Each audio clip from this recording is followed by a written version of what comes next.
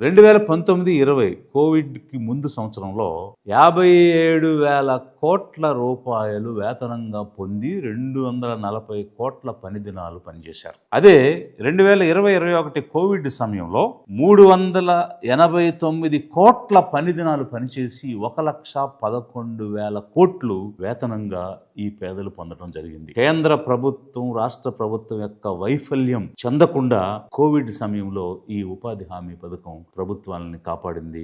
మరీ ముఖ్యంగా పేద ప్రజలను కాపాడింది. మరొక వైపు వలసలు తగ్గుముఖం పట్టాయి.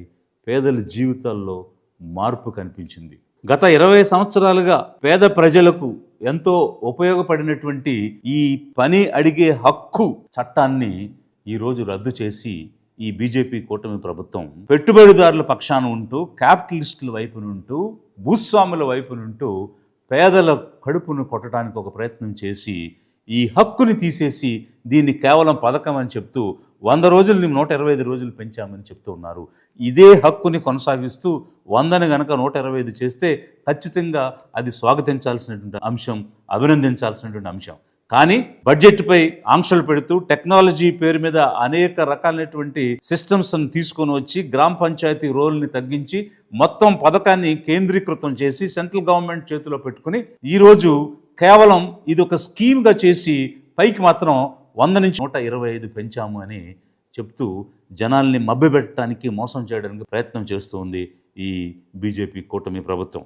ఇప్పటికే తనకు నచ్చనటువంటి రాష్ట్రాలకు సరైనటువంటి నిధులు ఇవ్వకుండా వేధిస్తున్నటువంటి పరిస్థితులు మనం చూస్తున్నాం. ఒకవైపు వెస్ట్ బెంగాల్కి 3 సంవత్సరాల పాటు ఎన్ఆర్ఈజీఎస్ నిధులు ఇవ్వలేదు. మరొక వైపు తమిళనాడు రాష్ట్రానికి వాళ్ళు హిందీ ఒప్పుకోలేదని చెప్పి సర్వశిక్ష అభియాన్లు ఇవ్వాల్సినటువంటి నిధులు ఇవ్వకుండా అడ్డుపడ్డారు. ఇట్లా రాష్ట్రాలను వేధిస్తూ ఉంటే ఈరోజు ఆ ఫెడరలిజం అనేటువంటి కాన్సెప్ట్కి తూట్లు పొడిచే విధంగా, దెబ్బతీసే విధంగా ఇంతవరకు 10% నిధులు రాష్ట్రాలు, 90% నిధులు కేంద్రం ఇచ్చేటువంటి ఈ పథకంలో దానిని 60-40 చేస్తూ, అంటే రాష్ట్రాల వాటాని 10 నుంచి 40కి పెంచి వాళ్ళపై అధిక భారాన్ని పెట్టడం అనేటువంటిది మరొక వైపు తీసుకొని వచ్చారు.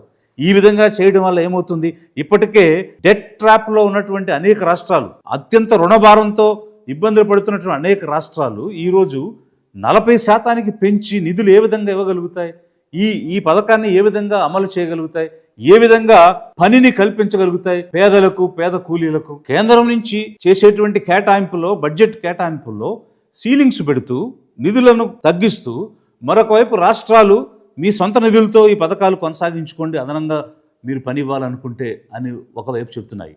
మరి జిఎస్డిపిలో 29.8% అప్పుగా ఉన్నటువంటి ఉత్తరప్రదేశ్ 40% నిధులతో ఈ పథకాన్ని కొనసాగించాలంటే కనీసం 4,300 కోట్ల పైనే చెల్లించాల్సిన పరిస్థితి ఉంది. అలాగే 26.5% డెట్ ఉన్నటువంటి తమిళనాడు 5,300 కోట్ల పైనే అదనంగా నిధులు సేకరించాల్సినటువంటి పరిస్థితి ఉంది. అదే ఆంధ్రప్రదేశ్ 35.8% డెట్, అప్పు, జిఎస్డిపిపై ఉన్నటువంటి అప్పు ఉన్న రాష్ట్రం ఈరోజు ఈ పథకాన్ని కొనసాగించాలంటే 3,800 కోట్ల పైనే ఈ పథకం కోసం అదనంగా అప్పు చేయాల్సినటువంటి పరిస్థితి వస్తుంది. ఇది రాష్ట్రాలకు సాధ్యమేనా? ఈ విధంగా కొత్త అప్పులు తెచ్చి ఉన్న పథకాలే చేయలేకపోతున్నారు, ఉన్నటువంటి ప్రోగ్రామ్స్ నడిపించలేకపోతున్నారు. మరి ఇప్పుడు అదనంగా ఇంత భారం పడిపోతే 1,000 కోట్ల నిధులు ఎక్కడ తెచ్చి రాష్ట్రాలు ఈ పథకాన్ని నడిపించగలుగుతాయి? ఒకవైపు మా దగ్గర నిధులు లేవని అత్యంత ప్రాధాన్యత అంశాలైనటువంటి విద్యను, వైద్యాన్ని కూడా ప్రైవేట్ పరం చేస్తూ పీపీపీ అని చెప్పేసి మేము మెడికల్ కాలేజీలు కూడా నిర్వహించలేమని చెప్తున్నటువంటి ఆంధ్రప్రదేశ్ ఎంతో గొప్పగా ఈ ఉపాధి హామీ పథకాన్ని నిర్వహించినటువంటి రాష్ట్రం ఇది. తమిళనాడు టాప్ స్టేట్గా ఉంటే ఉత్తరప్రదేశ్, బీహార్, రాజస్థాన్, ఆంధ్రప్రదేశ్, కర్ణాటక, తెలంగాణ ఇట్లా అనేక రాష్ట్రాలు చాలా గొప్పగా ఈ పథకాన్ని నిర్వహించినటువంటి రాష్ట్రాలు ఈరోజు ఇంత భారం ఏర్పడినప్పుడు ఏ విధంగా పేద ప్రజలకు, పేద కూలీలకు పని ఇవ్వగలుగుతాయి?